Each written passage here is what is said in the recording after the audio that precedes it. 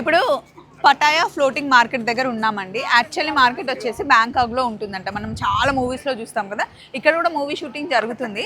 అయితే బ్యాంకాక్ నుండి 180 కిలోమీటర్స్ వెళ్ళాలి, అక్కడ పాసిబుల్ అవ్వట్లేదు. ఇన్ కేస్ మీరు వెళ్ళాలి అనుకుంటే, ఫ్లోటింగ్ మార్కెట్ చూడాలి అనుకుంటే, షూట్ చేసుకోవాలి అనుకుంటే ఇక్కడ వెళ్దామని చెప్పారనమాట. సో థాయ్ కరెన్సీ ప్రకారం 400 బర్త్స్ చార్జ్ చేస్తున్నారు. మన ఇండియన్ కరెన్సీకి 1200 రూపీస్ పర్ హెడ్ పడుతుంది. పిల్లలు ఎవరు రావట్లేదు, పిల్లలందరూ ఇక్కడ ఆడుకుంటారు, మేము చూసుకుంటాము అని చెప్పారనమాట.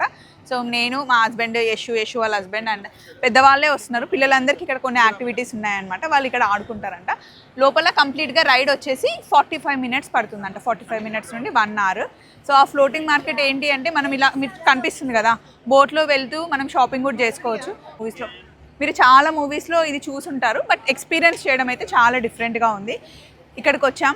అండ్ ఇక్కడ మీరు కనుక థాయిలాండ్ వస్తే బాగా ఎంజాయ్ చేయాల్సింది ఏంటి అంటే కోకోనట్ ఐస్ క్రీమ్ అండ్ ఇంకొకటి బబుల్ టీ. మేమైతే సూపర్గా ఎంజాయ్ చేసాం. ఇది ఫ్లోటింగ్ మార్కెట్. నెక్స్ట్ టైం వచ్చినప్పుడు మీరు కూడా ఎక్స్పీరియన్స్ చేయండి. చలో మరి.